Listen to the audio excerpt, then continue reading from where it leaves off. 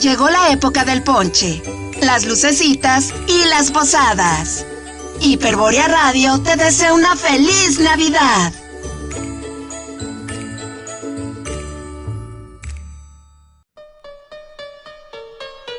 Ven, acércate. El mejor contenido científico de la radio tiene lista su reservación para ti. ¿Cuándo se volvió experto en astrofísica termonuclear? El 100% anoche. Sí.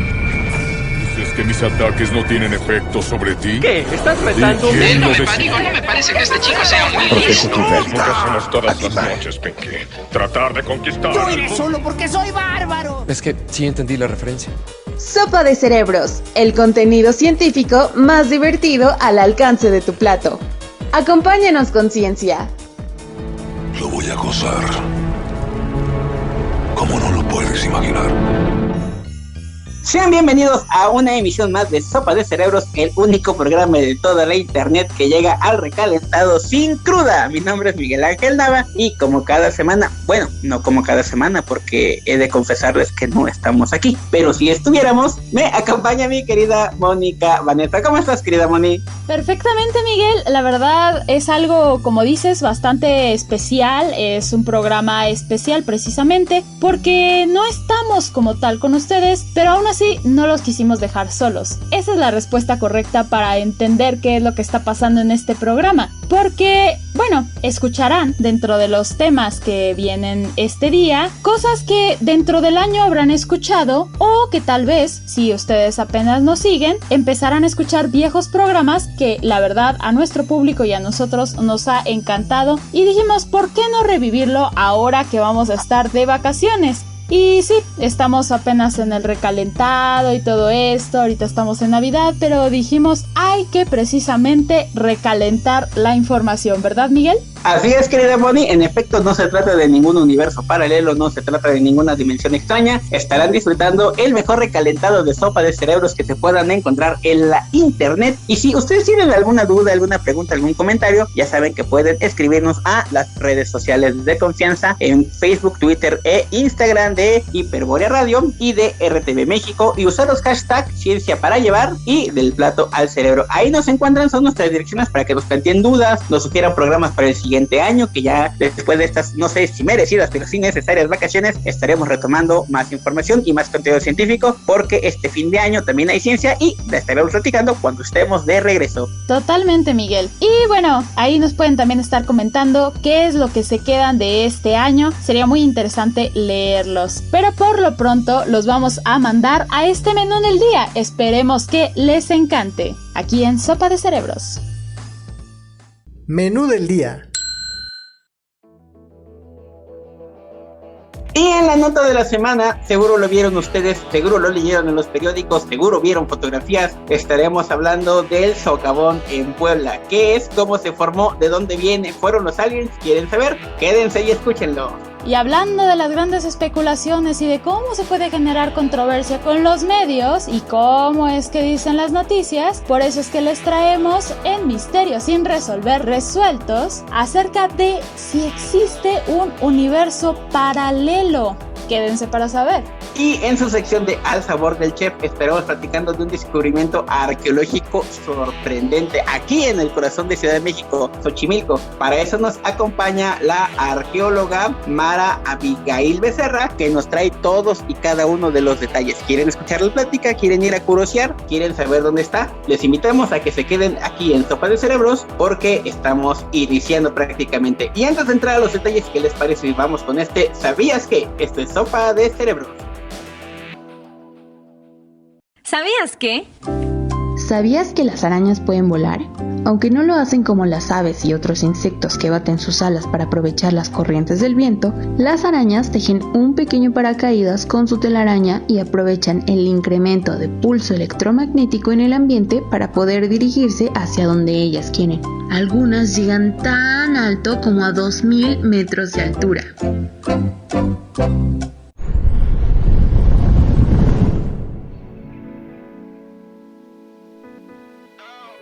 En esta nota de la semana te tenemos toda la información actualizada que hasta ahorita se tiene de este evento que ha generado tantos memes, que ha generado ya hasta una cumbia, incluso ya se generó un pan, porque claro, cómo no celebrarlo con comida, porque pues somos el México mágico. Pero pues lo más importante para nosotros es también entender toda esta información científica que ha salido a partir de este socavón en Juan C. Bonilla, Zacatepec, Puebla. Este evento geodinámico que en un principio se generó por este agujero, este gran socavón que apenas empezó con unos 6 metros y que hoy en día ya tenemos que puede llegar a medir hasta los 126 metros de diámetro y 45 metros de profundidad. Pero bueno, vámonos parte por parte. Cuéntanos un poquito de ello, Miguel. Pues precisamente, querida Moni, querida audiencia de Sopa de Cerebros, como diría el buen Jack el Destripador, Jack the Ripper, vamos por partes. Todo se inició la tarde-noche del pasado domingo, bueno, no de este domingo, sino del anterior domingo, cuando los pobladores de Zacatepec, Puebla, escucharon un pequeño estruendo, fueron a ver y se encontraron así, de la nada, en su campo de sembradío, un hoyo de 6x6, y pues fue como así de ¿qué pasó aquí? Pero lo preocupante no fue ese hoyo, sino que eventualmente fue creciendo y creciendo y creciendo hasta llegar a las medidas que se tienen contempladas de 126 metros y creciendo por 45 de profundidad. Este agujero ya ha dañado algunas viviendas cercanas a la región. Ya tuvo un incidente con animalitos donde cayeron 2 perros que afortunadamente fueron rescatados. Como bien comenta, ya tiene su cumbia, ya tiene su pan, ya tiene memes, ya tiene fotos con drones y ya están pensando incluso algunas autoridades en hacerlo un lugar turístico. Los geólogos por su parte han descartado esta posibilidad, pero no descartamos que se les vaya a ocurrir la forma de atraer público con él. Pero pasando a los hechos científicos, más allá de la noticia que ha mantenido en vilo a mucha parte de la población en México en esta semana, lo importante a nivel científico y que nosotros estaremos discutiendo a continuación es ¿qué pasó? ¿Por qué un campo de sembradío de repente se convirtió en un agujero lleno de agua más grande que la cancha del Estadio Azteca? ¿Quieren saber cómo funciona esto? Pues sorprendentemente es más simple de lo que uno creería y además mucho más común de lo que podríamos imaginarnos. Muchos geólogos, sobre todo de las distintas universidades, la Universidad de Puebla y la Universidad Nacional Autónoma de México, señalan que el proceso por el cual se produjo este y muchos otros socavones es muy reiterativo y pasa mucho en lugares con suelos que no son tan compactados como puede ser el suelo de Puebla. Alrededor de estas regiones corren algunos ríos subterráneos que de a poco comienzan a erosionar la tierra. El flujo del agua es constante y empieza a llevarse de a poco pequeñas partículas del suelo y al llevarse estas partículas pues hay más espacio para que corra más agua. Al haber más agua pues la fuerza aumenta y las partículas cada vez empiezan a ser más grandes y se crea un efecto dominó hasta que la fuente de agua es suficientemente fuerte para no solo llevarse partículas sino trozos más grandes y el efecto dominó continúa hasta que las paredes subterráneas de un terreno aparentemente sólido y aparentemente estable tienden a colapsar y esto genera socavones alrededor del mundo y en este caso particular del de Zacatepec, Puebla, que pues tienen mucha profundidad y eventualmente siguen creciendo porque evidentemente el agua sigue fluyendo, querida Moni. Sí, claro, y es que, bueno, sabemos que hasta ahorita ha generado ciertos daños este socavón, pero lo primero que hay que entender para poder entender los fenómenos de los socavones que se han dado en muchas partes del mundo y que recientemente también hemos tenido otros ejemplos que ya sea involucran o no agua, pueden tener que ver con ciertas circunstancias bastante similares. ¿Y a qué me refiero con esto? La cuestión es que el suelo en realidad no es como tal sólido. Digamos, tenemos diferentes capas de suelo, diferentes materiales que lo conforman en toda la profundidad que puede llegar a tener esto, ¿no? Entonces, no todos los agujeros y hundimientos del terreno tienen las mismas causas. Claro, hay ciertos hundimientos que se dan en terrenos kársticos, que es como llaman a estos terrenos que tienen gran cantidad de roca caliza. Esta roca se ve afectada por el agua y termina disolviendo removiendo la tierra y se crean agujeros o cavernas. También se pueden producir socavones por la oxidación de los suelos orgánicos o el hundimiento de calderas o por ciertas cuestiones que tienen que ver con los volcanes.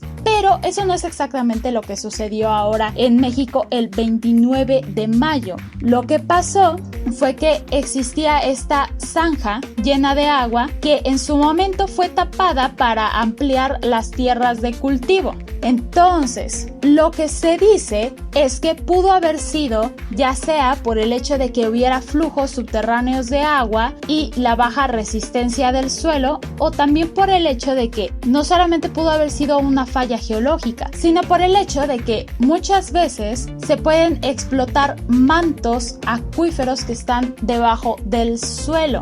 Es más frecuente el hecho de que estemos pisando sobre agua y sobre terreno que no conocemos debajo de nuestros pies de lo que pensamos. Entonces, no está completamente confirmado, pero se ha dicho que ciertas actividades industriales de empresas como Bonafont, no me vayan a banear este programa, pero se dice que podría tener que ver con estas actividades industriales el hecho de que esta gran explotación de agua haya generado este hueco y que entonces el suelo simplemente haya dado de sí, porque si en un momento estaba llenando esta agua, el hecho de que redujeran los niveles del agua hizo que se generara un evento geológico de esta magnitud. Y esto es, como decía, bastante común. Sabemos que ciertas ciudades o que ciertas regiones están construidas sobre un suelo bastante inestable. Ya no hablamos del hecho de que hayan cubierto ciertas chinampas, por ejemplo, o ciertos terrenos en donde había chinampas, sino también del hecho de que pues haya ríos subterráneos, que haya mantos acuíferos, y todo esto es más común de lo que pensamos, porque simplemente en Yucatán tenemos un ejemplo bastante claro de esto, porque aquí tenemos el Sac-Actun, que es el río subterráneo más largo del mundo, con una longitud de casi 350 kilómetros y una profundidad de 72 metros aproximadamente. Algunos expertos dicen que ese sistema podría llegar hasta los 1000 kilómetros de longitud. Eso sumado con ríos subterráneos que existen en la región, y también el hecho de que los exista en muchas otras partes del mundo, nos hace pensar en toda el agua que puede existir debajo de nuestros pies, como decía. Y no solamente existe eso, sino que si lo comparamos con el volumen de, como decía, estos acuíferos o capas de materiales empapadas de agua como si fueran una esponja, nos hace pensar en toda la cantidad de agua que puede existir. Y el hecho de que si este fenómeno pudiera estar conectado con ciertos flujos de agua, que por cierto se está confirmando el hecho de que existan ciertos ríos subterráneos o ciertas fuentes más allá de su conexión con el volcán, que por cierto, para aclarar, de ahí es donde surge precisamente este olor amoníaco. No es un demonio, no lo es. Salió precisamente de la conexión con el volcán. Pero entonces pensemos en todos los materiales que existen dentro de todo este ecosistema que está alrededor del socavón, y el hecho de cómo empieza a generar este movimiento. Pero bueno, mucho de ello hay, y muchas cosas similares han sucedido, ¿verdad, Miguel? Así es, querida Moni, querida audiencia. Fíjense que aún hay muchos datos por confirmar. De momento los geólogos se mantienen en la postura de que este socavón en Puebla será un hecho aislado en la región y no hay mucho de qué preocuparse. Sin embargo, pues están haciendo investigaciones, como te bien comentas, afiliadas a ríos subterráneos, y que podrían lanzar una alerta hablando de otras posibles implicaciones en otros lugares. Alrededor de México y el mundo se han presentado otros socavones. Podemos presentar rápidamente en el socavón que hubo en la autopista Cuernavaca, esa nueva, esa lujosa, donde lamentablemente hubo 2 personas fallecidas, y que su proceso de formación tuvo exactamente el mismo origen que una filtración de agua. De ahí, debido a una irresponsabilidad y un mal manejo en las obras, generó que el puente por el que transitaba la autopista se fuera desmineralizando y causar este accidente. Ya mencionabas tú los cenotes en Yucatán, el gran hoyo azul en el Caribe es muy cerca de las costas de Venezuela, y quizá uno de los más famosos en México sea el llamado La Olla de Barro, que se encuentra en la Sierra Gorda de Querétaro, aunque ese tiene una formación un poco distinta y está más bien derivada a la desmineralización de tierra caliza durante siglos y siglos de paso de tiempo, pero los socavones están ahí y son constantes en todo el mundo, y cabe destacar que se seguirán formando de forma natural, como es el caso, o por lo menos es lo que las investigaciones parecen estar arrojando. Los geólogos también apuntan, querida audiencia, a que este socavón ya no crecerá demasiado debido a la propia formación y debido a que los mantos acuíferos en la región no son tan profundos como para llegar a profundidades muy grandes, como si lo es el de la Sierra Gorda, por ejemplo, o uno que se formó en Guatemala en 2010, que su profundidad alcanzaba más de 200 metros. En este caso, pues no crecerá más ni será más profundo debido a que el manto freático que conecta ese manto acuífero no es demasiado profundo, está muy cerca del suelo, y eso permite pensar que ya no habrá más cantidad de tamaño en este agujero, y ahora los esfuerzos se centrarán en arreglar de forma administrativa a la población y en investigar si es posible que aparezcan otros socavones en la región, o en efecto se mantendrá como un hecho aislado. Querida comunidad, ¿qué les parece esta información? ¿Ya han visto las fotografías? ¿Irían a verlo si hicieran un lugar turístico de este socavón? Cuéntenos ahí en las redes sociales qué les parece toda esta información. Sin duda muy interesante.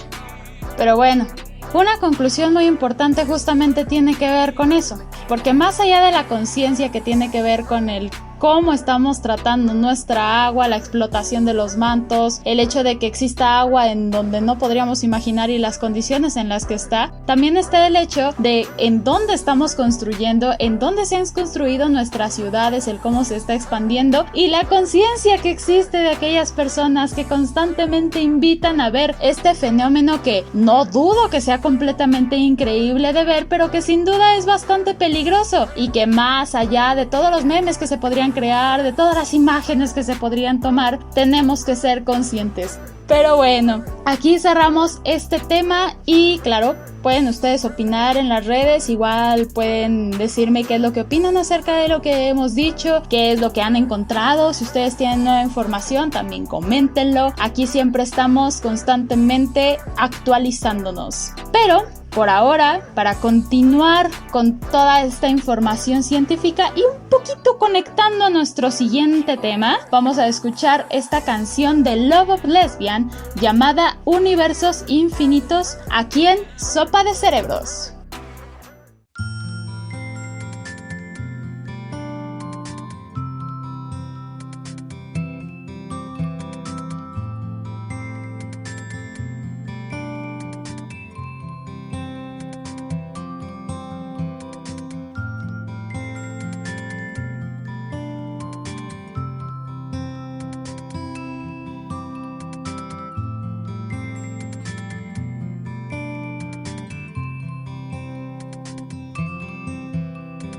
Ahora dicen que hay muchos más universos infinitos como el nuestro. Dime si no es para volverse loco. No te sientes más pequeño. Dos espejos frente a frente crearán 100.000 caras que observar. Puede que alguno de ellos sea el real. Lo tendré que investigar. Que empiece el viaje ya.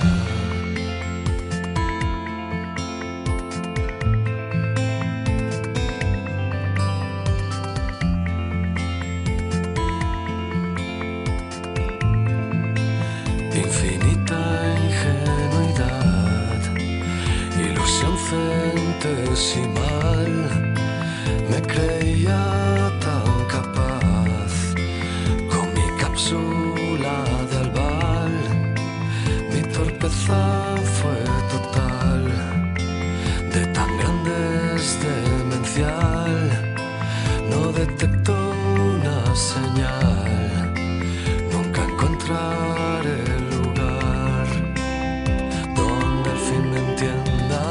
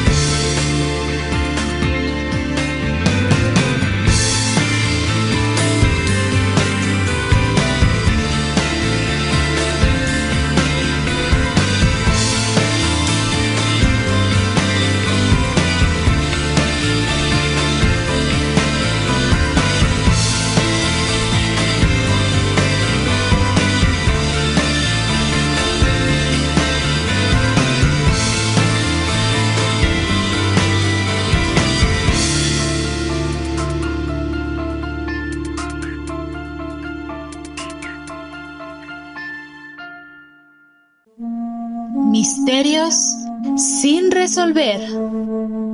Resueltos.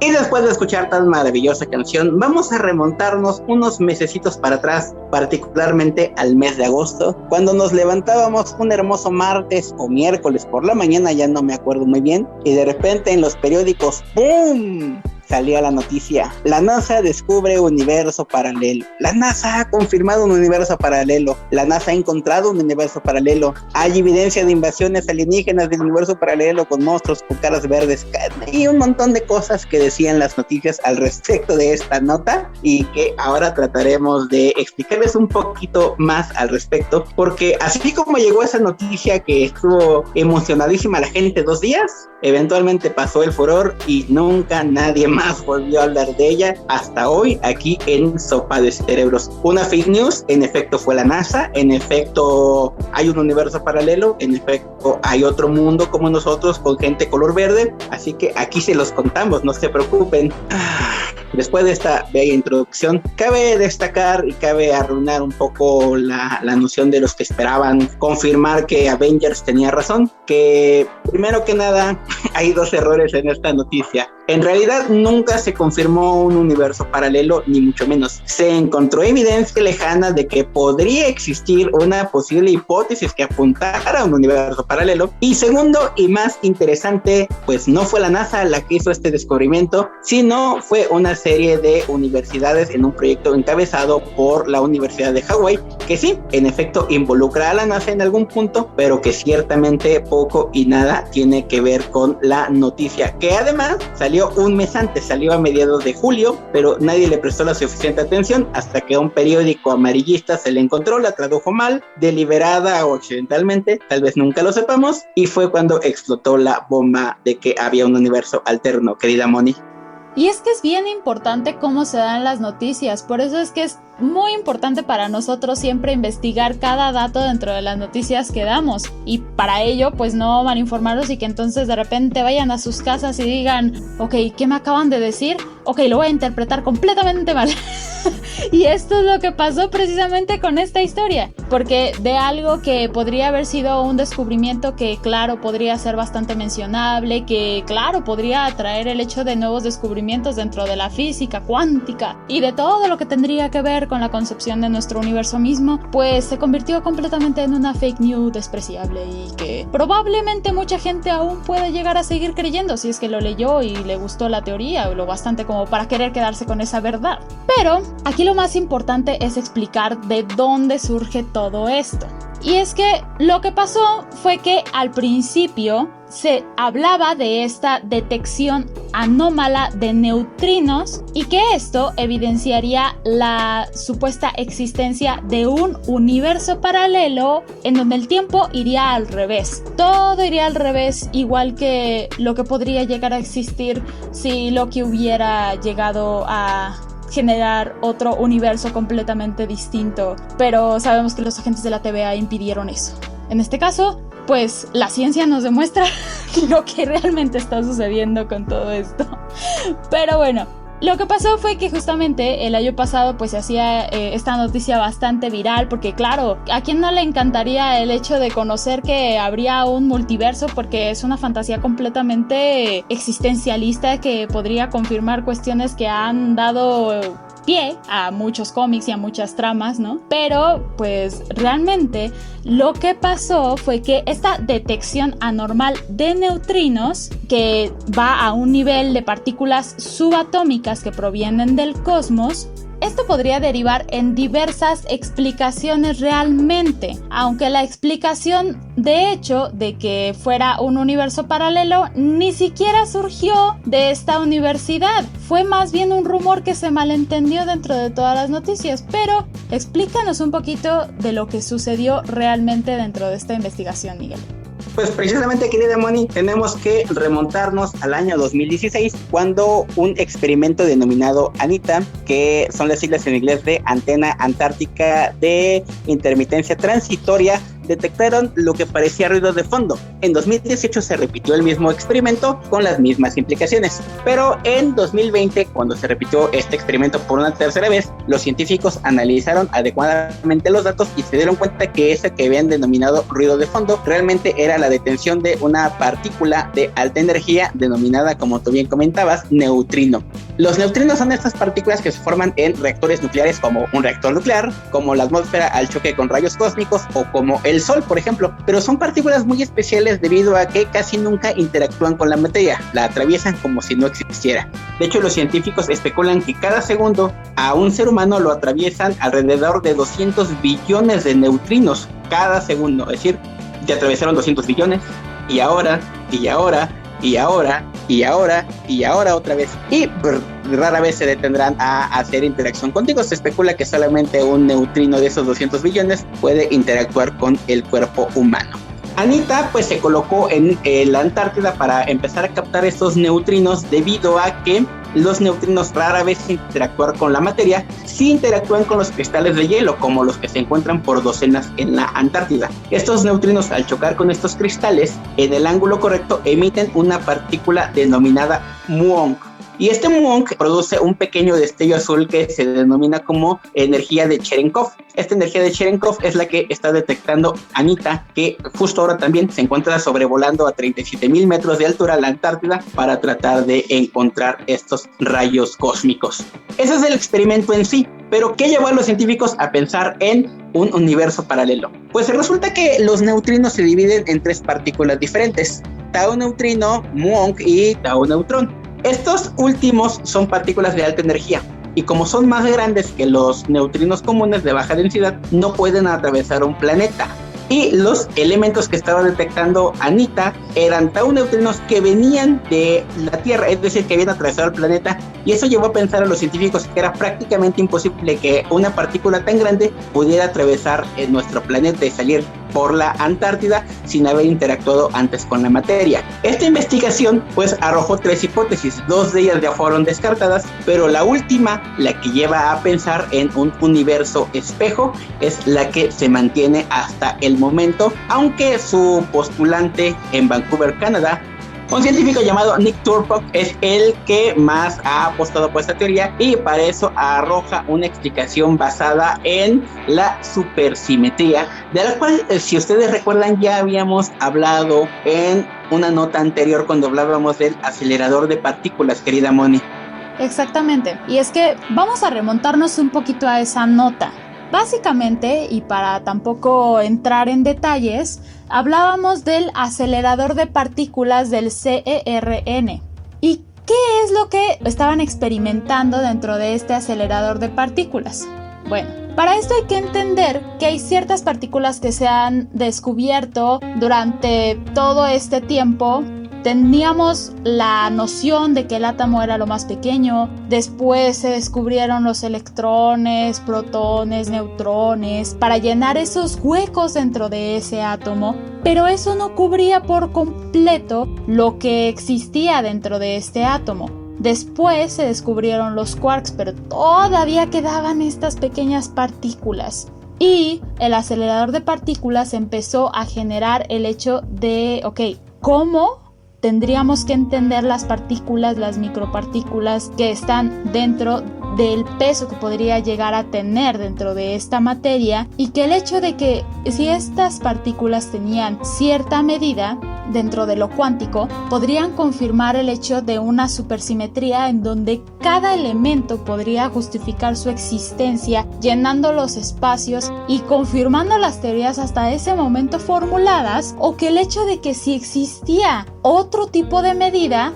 podía justificar también la existencia de un multiverso, porque entonces todo ese peso compensado no existiría dentro de nuestro plano existencial, sino dentro de otros universos. Y entonces ahí es donde viene la incógnita de decir, si dentro de esta explicación que tengo en mi universo no puedo justificar la existencia de ciertas partículas, entonces probablemente en otros universos sí lo haya. probablemente en un universo alterno en donde todo gira completamente negativo, probablemente en otro universo en donde todo existe distinto y que eso compensaría también la existencia de ciertos elementos dentro de nuestro universo. Pero esto no está completamente confirmado ni de un lado ni del otro, porque siguen investigando todo esto, no solamente dentro del acelerador de partículas, sino también en investigaciones como esta que se formulaba desde el 2016 y que hasta este momento se sigue investigando. Entonces, lo que podemos entender por ahora es el hecho de que sí se podría formular una nueva física al momento de descubrir nuevas partículas dentro de nuestro universo, pero al mismo tiempo podríamos también entender que no solamente es una cuestión que tiene que ver con un multiverso, sino también una explicación dentro de nuestras mismas partículas que aún no hemos alcanzado a comprender y que al tener nuevas investigaciones y nuevos resultados podríamos justificar la existencia perfecta de todos estos elementos y de todas las partículas subatómicas que pueden justificar la existencia y la explicación del universo mismo. Pero bueno.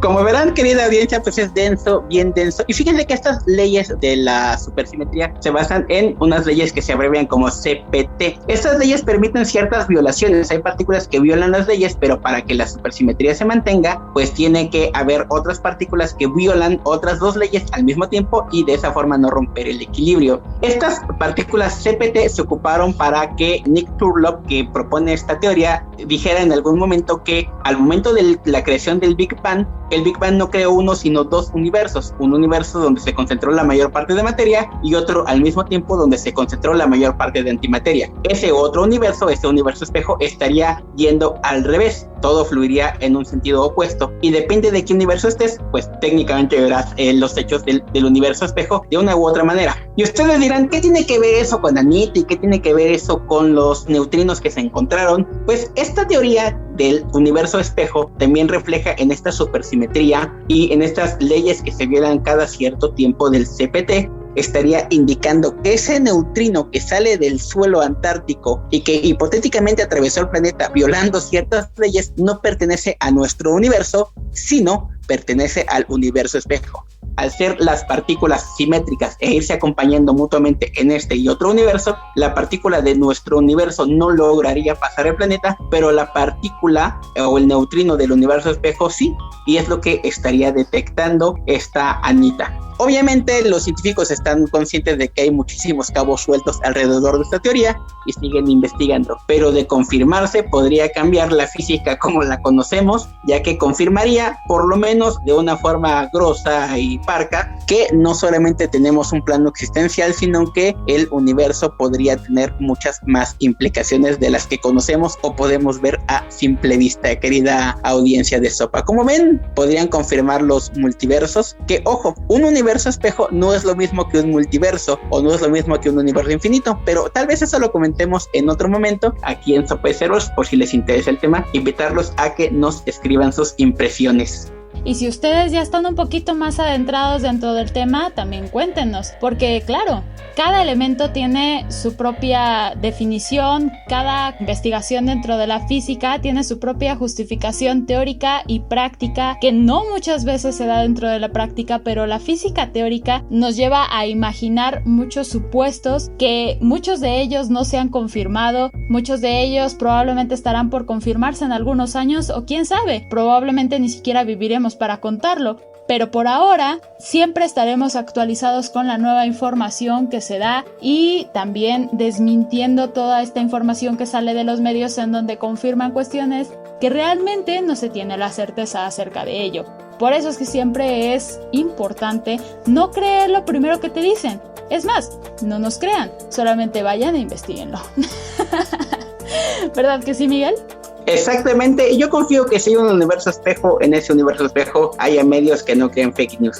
Es mi esperanza para el futuro. Pero mientras confirmamos o no que hay fake news en ese otro universo, ¿qué te parece si vamos a un Arruina Infancias y nosotros continuamos en más de este Sopa de Cerebros? Uno de los grandes distintivos de los rinocerontes son sus cuernos, y no es sorpresa para nadie que sea también la razón de su caza furtiva. Pero aunque estos mamíferos gigantes no estén bajo ataque de los cazadores, Lo cierto es que 1/3 de los rinocerontes machos y un poco más del 15% de las hembras mueren por culpa de sus propios cuernos. Esto ocurre por enfrentarse en peleas salvajes mientras compiten por territorio o reproducción. Es por eso que algunos científicos buscan eliminar los cuernos de los rinocerontes para alargar su vida y así evitar su posible extinción. Muchas veterinarias se han especializado en extirpar el cuerno de los rinocerontes sin lastimarlos. Mientras digieren este dato, nosotros vamos a un corte. Sopa de cerebros.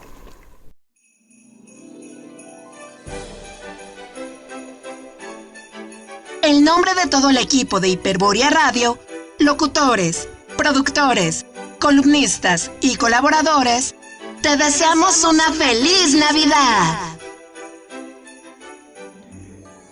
En Hiperborea Radio nos ponemos curiosamente navideños. Mi nombre es Alejandro Matus, también conocido como Umbramat, y para estas fechas les traemos unos datos curiosos. Los romeritos se sirven acompañados de pavo horneado o asado con vegetales, una tradición que dio inicio en el siglo XVI, cuando los aztecas le ofrecían este alimento a los conquistadores. El árbol de Navidad es un símbolo de unión, hermandad, solidaridad y amor en los hogares mexicanos. En algunos lugares se conserva la tradición de utilizar árboles naturales, mientras que en otros se ocupan artificiales. Si no tienes uno aún, corre, busca el tuyo para que decores tu casa con este espíritu navideño. Las posadas son una de las tradiciones mexicanas más arraigadas. Estas hacen alusión al recorrido de María y José para llegar a Belén y poder traer al niño Jesús a este mundo. Inician 9 días antes de la Navidad y concluyen con la festividad de la Nochebuena. El nacimiento o pesebre navideño en México se coloca tradicionalmente del día 16 de diciembre al 2 de febrero, un largo periodo de tiempo para honrar la llegada del niño Jesús, que cabe destacar que este mismo es puesto en la cuna de paja el 24 de diciembre. Mi nombre es Alejandro Matus, también conocido como Umbramat, y puedes escucharme en los programas La Vida en Rosa y Yolotl por Hiperborea Radio. Feliz Navidad y próspero Año Nuevo. La información les está haciendo digestión. Ya regresamos a Sopa de Cerebros. Y seguimos en este recuento de Sopa de Cerebros. Recuerden que esto es un especial y estos temas probablemente ya los hayan escuchado, tal vez no, tal vez sí, pero es algo que siempre vale la pena recordar. Y algo que siempre valdrá la pena recordar es que siempre tuvimos razón y el Spider-Verse está confirmado, Miguel. Así es, querida Moni, estamos rebosantes de felicidad, estamos justo en este momento muy seguramente abriendo nuestros regalitos del 24 con algún muñequito de Spider-Man, con alguna certeza de que en efecto se confirmó, no fue un sueño, no lo soñaron, está confirmado ya. Ustedes dirán que esto es spoiler, pero ya pasó semana y media, si a estas alturas no han visto la película, pues ya sería el colmo. Está confirmado, querida Moni, déjenos sus comentarios, sus impresiones a las redes sociales con los hashtags Ciencia para Llevar y Sopa del Plato del Cerebro, mejor dicho. Ya no sé ni qué estoy diciendo, ya es la algarabía de la Navidad. Y coméntenos qué les pareció este Spider-Verse confirmado, qué les trajo el Niño Dios, qué les trajo Santa Claus y qué le van a pedir a los Reyes Magos. Tampoco sean aborazados. Y mientras van a nuestras direcciones y nos escriben, qué les parece si nosotros continuamos con lo mejor de este recalentado. Y como lo hacemos cada programa, iniciamos con este pequeño datito curioso. Esto es Sopa de Cerebros. ¿Sabías que el sudor no es la forma más eficiente de perder peso? Muchas rutinas de ejercicio están basadas a partir de quemar calorías mediante la sudoración. Sin embargo, más del 80% de la grasa corporal que el cuerpo elimina de tu organismo es a través de la respiración. Un 12% se va a través de la sudoración y el restante 8% es excretado por otros medios. Si comenzarás a hacer ejercicio, asegúrate de respirar de manera correcta. Al sabor del chef. Y estamos de regreso aquí en Sopa de Cerebros en esta su sección Al Sabor del Chef. En este programa especial ya les comentamos la primera mitad de la emisión, donde volvemos a una hora, programa de aniversario, y no podíamos quedarnos atrás sin verles a alguien, querida audiencia de Sopa de Cerebros, que platicara con nosotros acerca de un tema. Pero este no es un tema cualquiera, es un tema que ha venido retribuyendo frutos a lo largo de la historia, y vaya que México es rico en historia de descubrimientos arqueológicos, y es por eso que hoy nos conseguimos prácticamente desde las ruinas, desde las excavaciones donde están haciendo su campo de trabajo, a una de las mejores y más interesantes, con cargos que podrán ser rimbombantes, pero esta invitada que tenemos el día de hoy, querida Moni, es un poco a todo dar y nos viene a hablar acerca de un hallazgo que ha pasado un poco desapercibido, pero que se vuelve crucial dentro de todos estos avances a nivel arqueológico que México hace año con año. Como comentábamos hace unos momentos, estamos aquí a la distancia virtual con la arqueóloga Mara Abigail Becerra Amezcua, coordinadora del proyecto Pedro Ramírez, a través del cual se realizaron los hallazgos de los cuales vamos a hablar hoy. Y es que desde la INAH encontraron vestigios dentro de contextos desde el posclásico tardío a la actualidad, dentro de un predio del barrio San Pedro Tlalnáhuac, dentro de viviendas xochimilcas. ¿Cómo estás, Mara? Muy bien, muchas gracias por la invitación. Oye, pues cuéntanos un poquito de ti, de cómo llegaste a este proyecto, porque bien sabemos que estos trabajos arqueológicos no se dan así nada más. Hay un proceso detrás de ello. Bueno, mira, yo soy egresada de la Escuela Nacional de Antropología e Historia, que es una escuela del Instituto Nacional de Antropología e Historia, que es el instituto encargado de la protección de todo el patrimonio histórico y arqueológico de México. Entonces, bueno, desde que estamos en la escuela, estamos como inmersos en los proyectos de arqueología. Yo ahorita formo parte de los investigadores de la Dirección de Salvamento Arqueológico, que es una dirección de parte de la Coordinación de Arqueología del instituto. Entonces aquí nos encargamos de la supervisión y la creación de proyectos en lugares donde se va a hacer una obra público-privada, en ciertas áreas donde sabemos que hay restos arqueológicos o se presume que puede haber restos arqueológicos. Entonces Xochimilco en sí es un área de potencial arqueológico, que lo sabemos por diferentes hallazgos que se han descubierto a lo largo de la historia y que dentro de la Dirección de Salvamento se han hecho.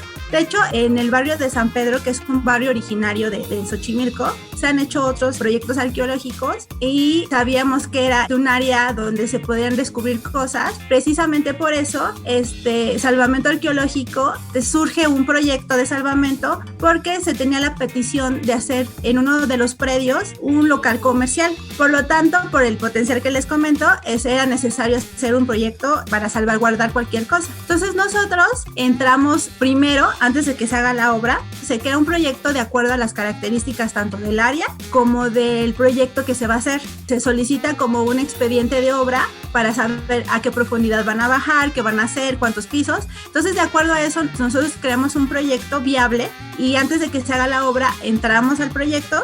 Nosotros empezamos con unos pozos de sondeo que le llamamos, que es como nuestro mínimo de excavación para realizar nuestras excavaciones. De acuerdo a esos pozos, que son de 2 por 2 metros, los ponemos en ciertas áreas que podemos decir, pues aquí puede ser potencial. Entonces empezamos a hacer la excavación y de acuerdo a lo que vayamos viendo, pues ya nos hacemos como más extensivas las excavaciones y ya es cuando empiezan a surgir las evidencias arqueológicas, como en este caso, que empezaron a surgir a partir del 1.5 metros, empezaron a salir evidencias.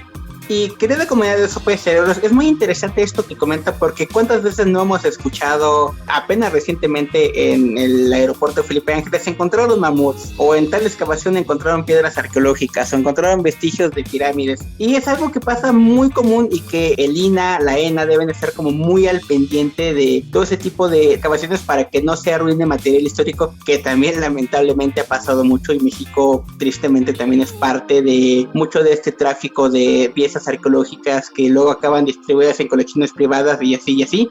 En estos hallazgos que hicieron aquí en Xochimilco, ¿qué fue lo que lograron encontrar y por qué es relevante esta investigación, Mara?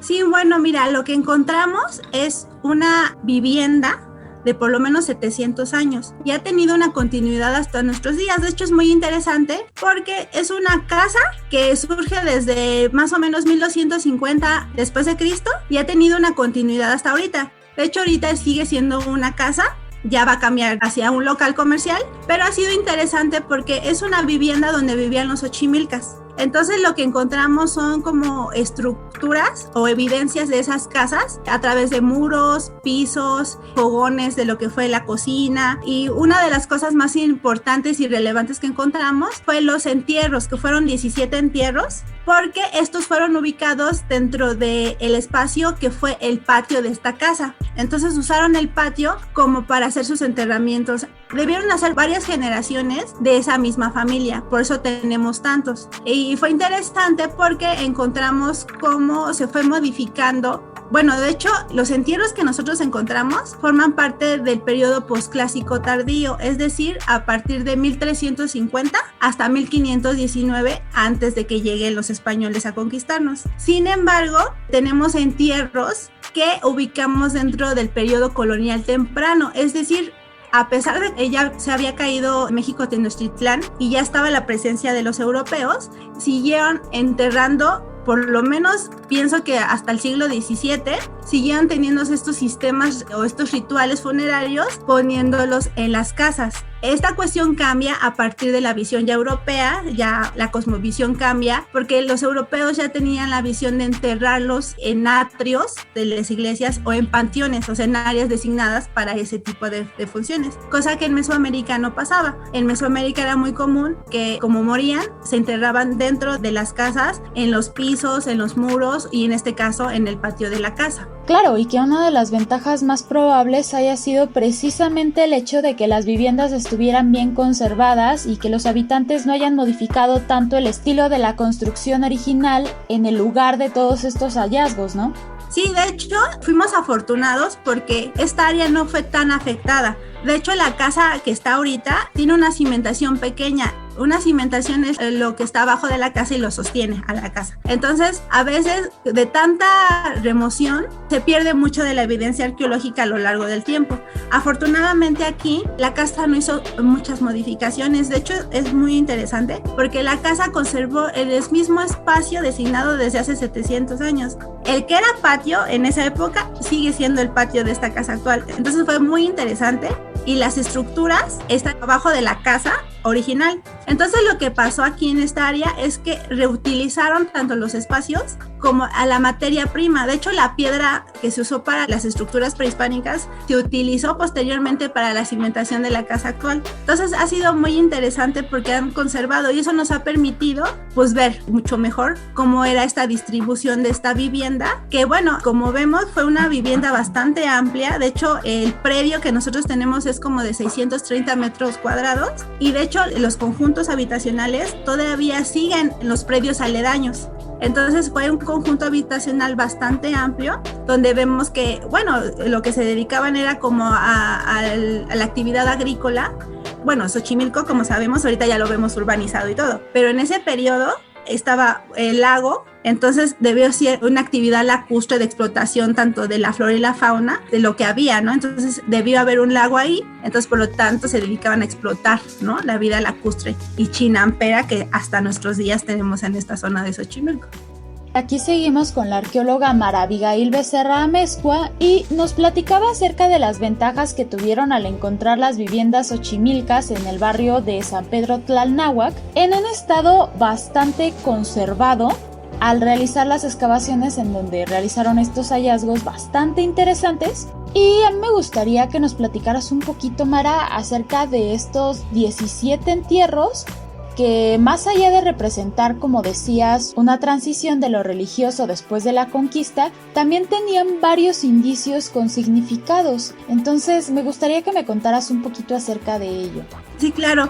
fue bastante interesante lo que encontramos. Ahorita los entierros ya fueron removidos y ahorita están en el área de antropología física del Instituto Nacional de Antropología e Historia. El especialista, que en este caso es el antropólogo físico, puede decir muchas cosas de los entierros. Nos puede decir, con el análisis de los huesos, nos puede decir sexo, edad, altura, a qué actividad se dedicaba, si tuvo alguna enfermedad, hasta la posible causa de muerte. Entonces lo que nos diga el especialista va a ser muy interesante. Hasta ahorita sabemos que la mayoría fueron adultos, nada más tuvimos un infante de aproximadamente de 3 años posiblemente. Tenemos una mujer de 19 a 25 años, de una altura 1,55 y posiblemente murió de parto. Entonces todo esto nos habla de cómo eran estos habitantes antiguos de Xochimilco. Entonces podemos ir viendo cómo era su vivienda, cómo vivían, a qué se dedicaban, qué comían. De hecho, los dientes nos indican qué comían en el sentido del desgaste que tienen los dientes. Entonces va a ser muy interesante lo que nos diga el especialista. Los 17 entierros fueron ubicados, como les decía, en el patio. Los que son parte del posclásico tardío, están posicionados acostados sobre la espalda y flexionados, así como se acostaban en posición fetal, como se le puede llamar, que era una práctica muy común en época mesoamericana. Aquí lo que vemos, que nuestros entierros más tardíos del colonial temprano ya fueron ubicados de la manera extendida. Esto no quiere decir que en Mesoamérica no se enterraban de esta manera, sí se colocaban de manera extendida, pero aquí lo interesante que ya asociándolo con otras evidencias que tenemos, en este sentido la cerámica es muy importante para nosotros porque nos da una filiación cultural y nos permite fechar. Entonces, tanto los cambios estilísticos como de decoración de la cerámica nos permiten hacer inferencias cronológicas. En este sentido, estos entierros que ya fueron colocados en posición extendida, ya los ubicamos dentro del colonial temprano, es decir, como ya más a la usanza hasta nuestros días de Occidente, que fueron colocados de esta manera. Entonces, vemos cómo fue la transición paulatina, ya hasta que ya hubo un momento en que, por supuesto, que ya no se enterraban en las casas, entonces ya se modificó, ya se llevaron a panteones o lugares como de atrios de las iglesias, pero aquí uno de los individuos que tenemos que destaca es un individuo hombre de a partir de 40 a 55 años. Recordemos que en época mesoamericana la edad de muerte pues era mucho más temprana que ahorita, ¿no? Más o menos 55 años y ya eran viejos para esa época ya estaban viejos, ¿no? Entonces, más o menos este personaje, que era un adulto hombre, encontramos una ofrenda que consistía en un plato, es una vasija, es un cajete, es como un plato, pero estaba decorado con varios colores, polícromo, que se le llama una decoración polícroma, y tenía un besote de obsidiana. Un besote de obsidiana es un adorno que se colocaba en el labio, pero esto nos indica que era de un rango diferente a los demás personajes que encontramos de los demás entierros, porque no cualquiera podía tener este tipo de adornos. Entonces eso ya nos habla de un diferente estatus y eso es bastante interesante. Entonces ya cuando el antropólogo físico tenga un análisis más minucioso de quién pudo haber sido este personaje, ya podemos deducir a lo mejor si era el patriarca de la familia, por ejemplo, no es una inferencia que se puede decir ahorita, pero bueno, todas estas cosas nos dan indicios de quién pudo haber sido los personajes. También tenemos otra mujer que encontramos como unos malacates que les llamamos. Son unas piececitas redondas que usaban para el trabajo del textil, por ejemplo. Entonces fueron colocadas en este personaje, se colocaron en diferentes posiciones y orientados en diferentes lugares. Entonces eso nos habla de una cosmovisión que ya relacionada con lo que nos diga el especialista va a ser muy interesante cómo interpretarlo. ¿Quiénes fueron mujeres? ¿Quiénes fueron hombres? ¿Por qué se orientaron hacia cierto al este, al oeste? Porque tenemos unos orientados al norte, otros al sur, otros al este. Entonces para época mesoamericana esto era muy importante porque la cosmovisión era bastante simbólica, ¿no? Que se colocara de cierta manera representaba algo. Entonces no eran así como, ay, pues vamos a colocarlo así como, así, pues viendo para allá, ¿no? O sea, tenía todo un porqué se colocaran así, ¿no? Entonces, bueno, es un hallazgo muy, muy importante que nos va a abrir otras puertas para entender un poco más sobre esta región de Xochimilco, que Xochimilco es una región riquísima en historia y cultura. Entonces apenas está como vislumbrando, se están armando esas piezas del rompecabezas que es la parte prehispánica de Xochimilco. Relacionar elementos, ¿no? Exactamente. Para los que piensan que los antropólogos nada más desentierran pirámides para crear lugares turísticos, todo lo que se puede inferir de un descubrimiento tan simple como podría ser un simple entierro o desenterrar una vasija o encontrar cimientos de una casa, como es el caso, bueno, aquí los tres, pero todo lo que se puede inferir, todo lo que se puede descubrir mediante este proceso de antropología. Yo te preguntaría, Mara, ¿qué sigue ya que se tienen estos hallazgos? ¿Cuál va a ser el procedimiento de ustedes para con el lugar, para con los entierros? Y también, ¿qué otras cosas esperan inferir aparte de estos hallazgos? Como cuál es el objetivo final o el objetivo meta que tienen estos descubrimientos. Y bueno, las osamentas, como les decía, ya fueron removidas y se llevaron al laboratorio donde van a ser analizadas todas las piezas obtenidas, porque aparte de los entierros, déjenme contarles que también encontramos vasijas completas, figurillas, todos los utensilios que se utilizó para esta vivienda, los tenemos. La verdad son hermosos, las figurillas están hermosísimas, tenemos sonajas, o sea, tenemos muchas piezas muy interesantes y muy bonitas, que bueno, eso quedan bajo nuestra custodia del instituto, las cuales de hecho en esta etapa ya que yo tengo, ya terminamos excavaciones, ya estamos a punto de cerrar, pero ahora sigue la siguiente etapa, que es procesar toda esta información que tenemos, todo se cuenta, todo se fotografía, todo se analiza, y yo voy a entregar un informe final de todo esto que les estoy contando, ya con toda la cuantificación que se hace de esto, y las estructuras se decidió que lo mejor para conservarlas es dejarlas donde están, resguardadas bajo tierra otra vez. Lo que se pidió al particular, que va a ser el local, va a hacer unas modificaciones en su proyecto de construcción para que no dañen las estructuras. Entonces se van a tapar con geotextil, que es lo mejor para conservarlas. Entonces eso es lo que va a pasar con esto, y bueno, ya lo que sigue es la difusión de todo esto. De hecho, estos espacios funcionan perfecto para eso, que creo que es muy importante para que la gente sepa, aparte de ponencias y publicaciones, artículos que se tienen en mente, porque bueno, hay mucha información todavía que decir, y bueno, estos espacios son increíbles precisamente para eso. Sí, no, la verdad es que nos ha dado un gusto enorme que nos platiques acerca de todo esto, porque muchas veces nos terminamos enterando porque todas estas vasijas llegan a los museos, y que en tu caso dices que tienes todas estas vasijas y elementos conservados prácticamente a la perfección.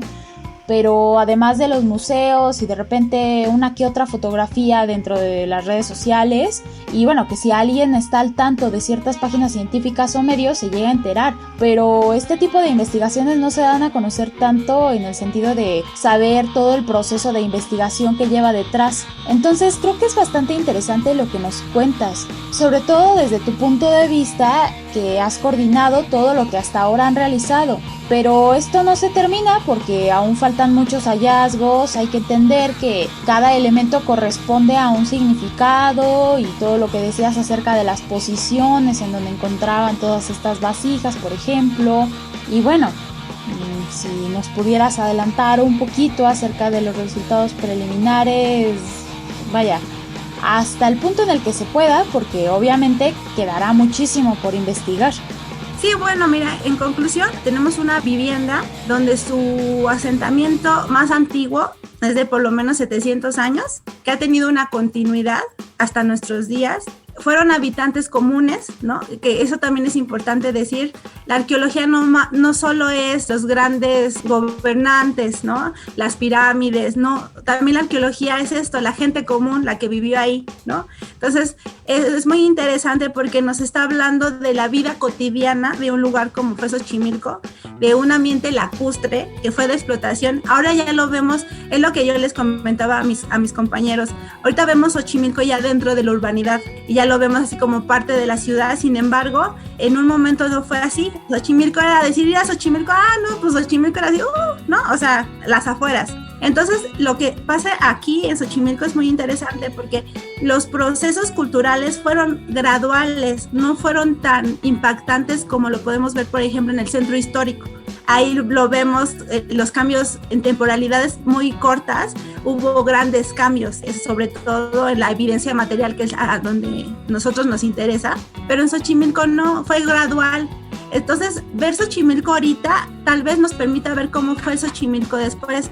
Ahorita ya está invadida por la urbanidad, pero bueno, conservar lo que tiene ahorita y que lo representa mucho Xochimilco, que no solo es eso, hay que decir que no solo es trajineras y chinampas Xochimilco tiene muchas otras cosas aparte de eso, que sí es importante conservarlo, por supuesto, que le dio el título de Patrimonio Mundial precisamente esta área chinampera, pero bueno, Xochimilco tiene muchas otras cosas, que es esta parte arqueológica, que tiene esa historia milenaria, porque ahorita, bueno, nosotros hablamos de cientos de años, pero en algunas regiones de Xochimilco, como San Gregorio, Atlapulco, por ejemplo, se han registrado asentamientos de más de 1000 años, ¿no? Entonces, es muy interesante la historia de esta región.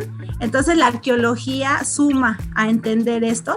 Y bueno, y también entender por qué Xochimilco a veces es muy, muy complejo en este sentido, porque está como en una pelea constante entre la urbanidad y lo rural. O sea, de hecho es muy interesante verlo hasta la actualidad, porque siguen con sus tradiciones rituales. De hecho, su patrimonio intangible también es muy interesante, lo que pasa hasta ahorita. Entonces, las nuevas generaciones están en esa lucha de conservar lo que tienen antiguamente y modernizarse, ¿no? Entonces, bueno, la arqueología es una de sus tareas, es como entender esta identidad de los pueblos y bueno, este hallazgo contribuye a entender esa área. Pues Mara, yo te agradezco y seguro Moni también estos minutos para Sopa de Cerebros. Estaremos muy al pendiente de lo que venga, las conferencias, las ponencias y evidentemente todo este tránsito de esta etapa de investigación hasta sus últimas conclusiones. Los micrófonos están siempre abiertos para que puedas seguir difundiendo al respecto de este proyecto Pedro Ramírez o de cualquier otro proyecto que tengan en puerta, en mente. Nosotros estaremos encantados de que vengas y nos platiques con esa gran elocuencia que te caracteriza. Pues muchísimas gracias por estos minutos. No, pues muchas gracias a ustedes y qué bueno que les interesen estos temas. Yo creo que es muy importante difundirlos. La arqueología también se hace en la Ciudad de México. Eso es muy importante que lo sepan. Entonces, es súper bueno y qué bueno que les interesó el tema. Y claro, en siguientes proyectos estamos al pendiente con ustedes. Muchas gracias, Mara, de verdad. Ha sido muy interesante esta entrevista y me encanta perfectamente cerrar con esto este programa que... ¡Wow! Ya, 1 hora. ¡Qué felicidad! Y pues... Sí, y ya cerrar con esta investigación, con todo esto que nos platica Mara, la verdad ha sido lo mejor. Me ha encantado este programa, lo he disfrutado muchísimo. No sé tú, Miguel. Sin duda alguna, regresar a 1 hora, regresar con ustedes y para ustedes es emocionante. Lamentablemente el tiempo nos come, Moni, y pues parecía 1 hora muchísimo tiempo y ya se nos acabó. Entonces, pues muchísimas gracias por acompañarme, por acompañarnos, Mara, por acompañarnos, querida audiencia de Sopa de Cerebros. Nosotros nos escucharemos la próxima semana con 1 hora de más contenido científico en su plato caldoso, Sopa de Cerebros. Hasta la próxima. Bye, bye. Adiós.